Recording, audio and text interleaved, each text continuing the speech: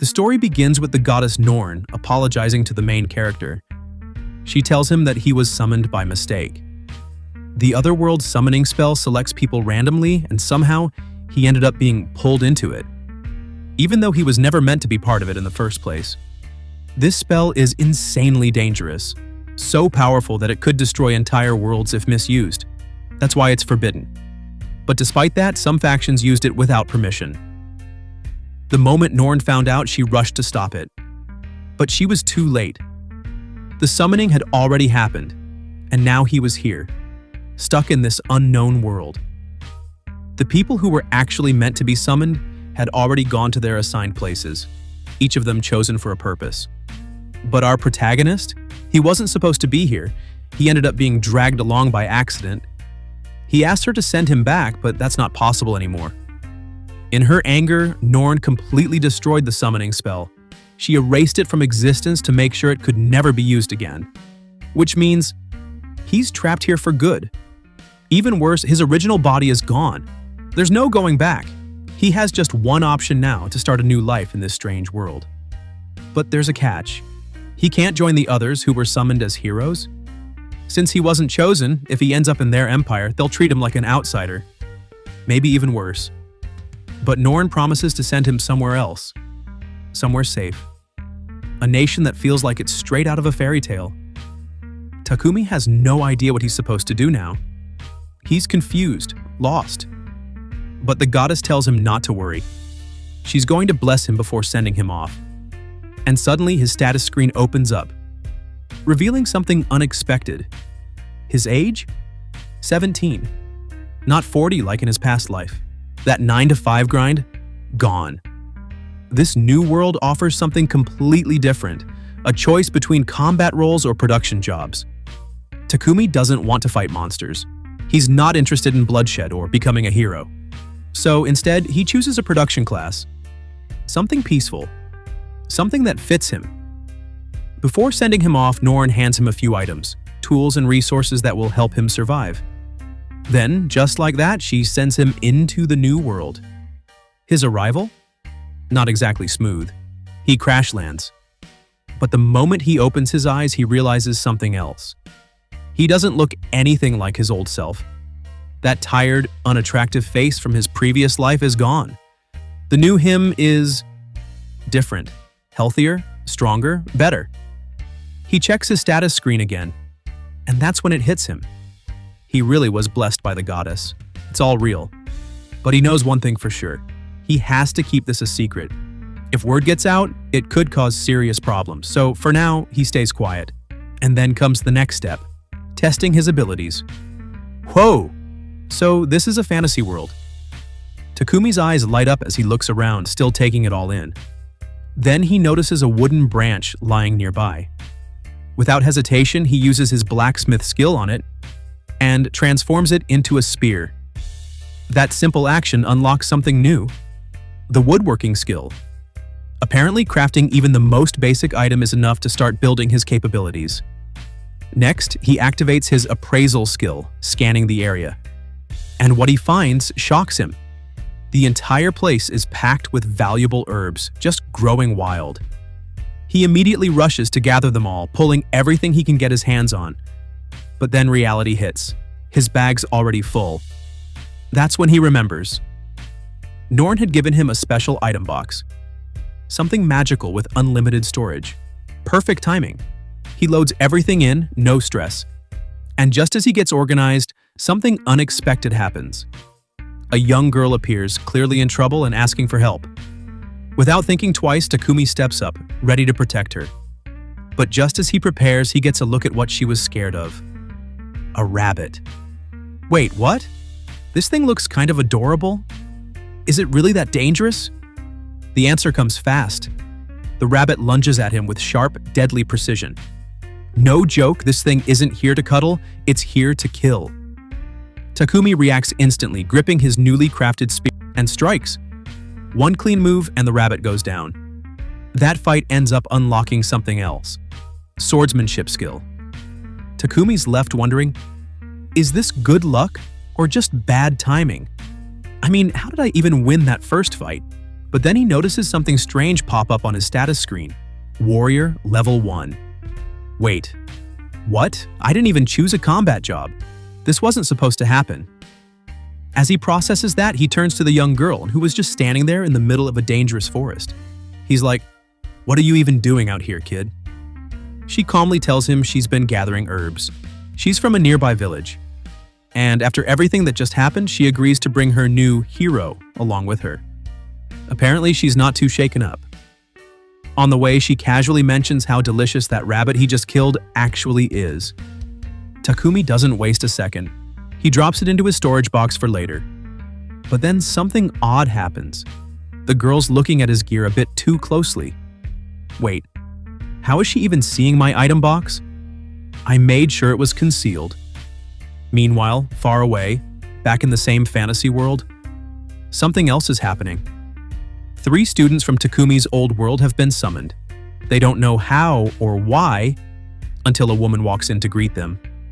She tells them the truth. They've been summoned as heroes brought here to save this world using their powers. And then she introduces herself with full royal presence, the first empress of the Sidronia Empire, Elizabeth. Back at the Sidronia Empire, the 2 boys summoned from Earth? Yeah, they're already drooling over the girl's beauty. But that girl, she's no fool. She receives a blessing from the goddess along with a strange message. Trust in this stick. Just that one line, and it's enough. She immediately realizes one thing. Elizabeth can't be trusted. Meanwhile, in the peaceful village, Molly's parents thank Takumi for protecting their daughter. Takumi asks, "Is it okay if I stay in the village for a while?" They agree happily. There's no shortage of herbs here, and crafting materials are literally everywhere. There's just one issue. The village doesn't have a hotel. But Bobon steps in, offering something even better. "We'll build you a house?" And just like that, the villagers start preparing for construction. Takumi, not one to just stand around, decides to help out. He uses his skill to level the ground, and the villagers are stunned. What did they just witness? By doing so, he unlocks a new ability, mana manipulation. But there's a cost. It drains a massive chunk of his energy. "Hey kid, you can use magic?" one of the villagers asks, then reassures him, "Don't worry. From here on, we've got it." A few days pass. Takumi finally settles into his new home, his own little corner in a fantasy world. And yeah, he didn't waste any time. Using his skills, he's already made some seriously impressive furniture. But something's still bothering him. Why did I get assigned a warrior job in the first place? I never wanted to fight, so he makes a decision. Forget warrior. Let's switch to alchemist. Much better. Inside his house, Takumi had already started mining and sorting different types of ores on the table. Iron ore, copper ore, silver ore, and even a magical iron ore, glowing faintly with embedded mana. In the real world, he'd need a furnace to refine any of this. But hey, this is a fantasy world. And here, magic does the job. With alchemy on his side, Takumi realizes, I can craft so many amazing things, man. This is gonna be fun. That evening, Molly stops by to check on him. But what she finds is hilarious and sad at the same time. Takumi's sprawled out on the ground, like a dried-up leaf. Turns out he got way too excited and burned through all his mana. After a light scolding and some rest, he jumps right back into his work. So much so that the girls in the village literally have to keep an eye on him. Later, he teams up with Bobon to dive into some blacksmithing. Takumi, of course, adds his own magical twist to the process and ends up crafting a seriously dangerous-looking weapon. The result? His blacksmithing skill shoots up to level 40. This guy's not playing around. Soon after, Takumi visits Molly's father. "Can I get a few potions from you? I want to learn how to make them myself." The old man smiles. "Sure. But once you've mastered it, you'll sell them to me. Deal? Deal." And just like that, Takumi dives into potion making like a mad scientist, mixing ingredients like a man possessed. But there's a twist. The color of his potion? Yeah, it's not quite what anyone expected.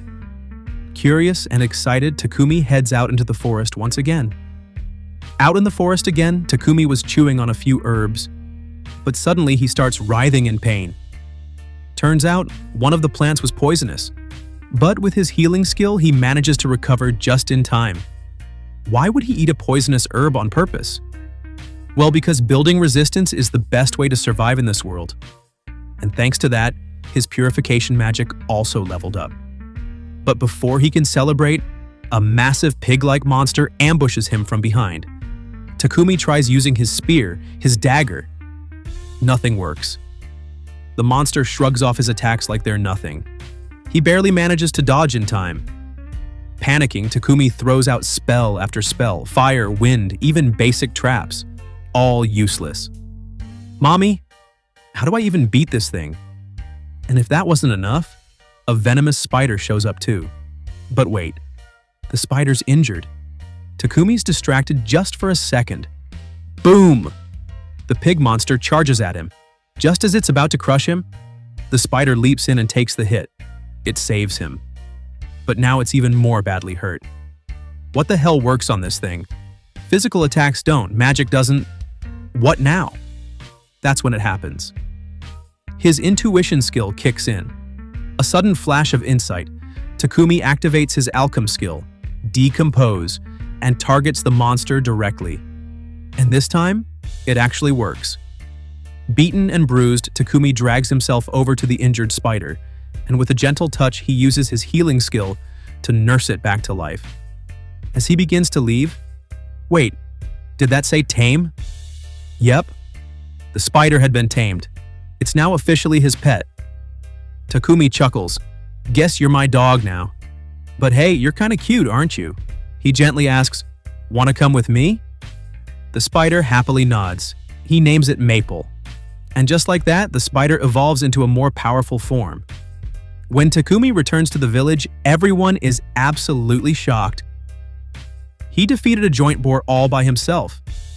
But then suddenly, the entire village panics, because behind him, a giant spider is crawling right toward them.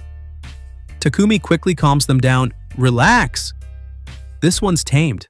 Look how cuddly and adorable my little spider buddy is. The villagers stare in disbelief. Wait, what? Insect monsters can't even be tamed.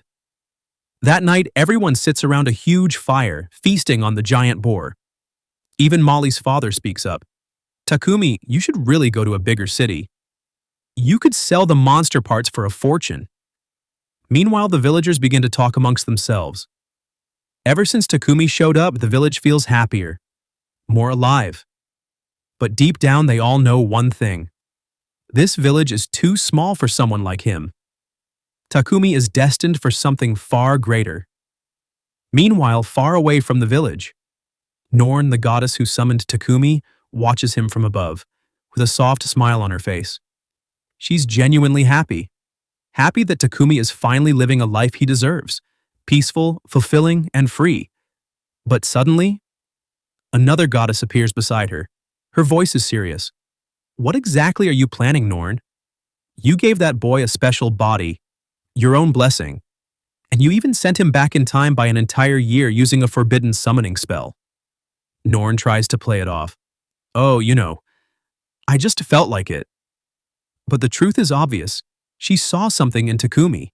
Something no one else did. Something special. So that was Takumi's unbelievable journey so far. From taming a magical spider to defeating a monster, even seasoned adventurers fear. And trust me, this is just the beginning. If you enjoyed the story, like, share, and subscribe, because more crazy twists are coming soon. Thanks for watching, and I'll catch you in the next episode.